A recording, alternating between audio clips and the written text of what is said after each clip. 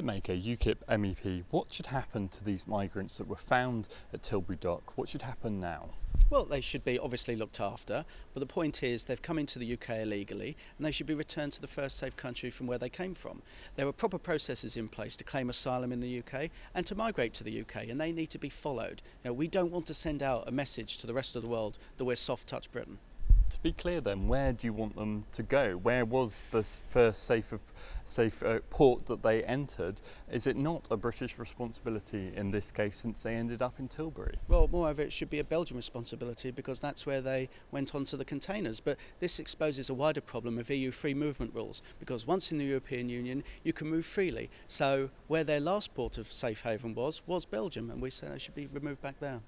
Why not grant them asylum in the UK, especially given the traumatic circumstances in which they were found, the circumstances that they went through? Yeah, it's a very tragic and very sad situation. But the point is, if we grant them asylum, how many other people are going to put them, their families and friends in harm's way and end up like that? And second of all, there are proper processes. If we grant them asylum, it's unfair to other asylum seekers who obey the rules and follow the proper procedures. There are procedures there in place and they should be followed. It's tough, but it's fair. You mentioned that there are procedures that are usually followed. Shouldn't those procedures then be gone through? Shouldn't these people be allowed to at least put in their applications for asylum before, and then on that basis make a decision whether to send them elsewhere or not? Well, the question is, you're under international law, you're meant to claim asylum in the first safe country you come to. So the question is, why did they not claim asylum in Belgium and put themselves in containers in very difficult conditions to come to the UK? It's the same instance with Calais. Why are they waiting there to get to Britain? We are frankly a soft touch, and my constituents have had enough.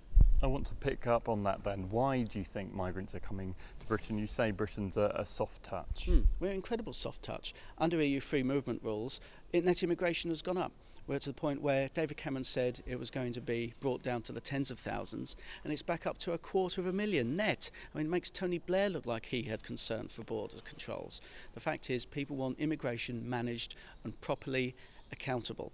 And while we're in the European Union, we can't manage immigration, and the people who make the decisions can't be held to account.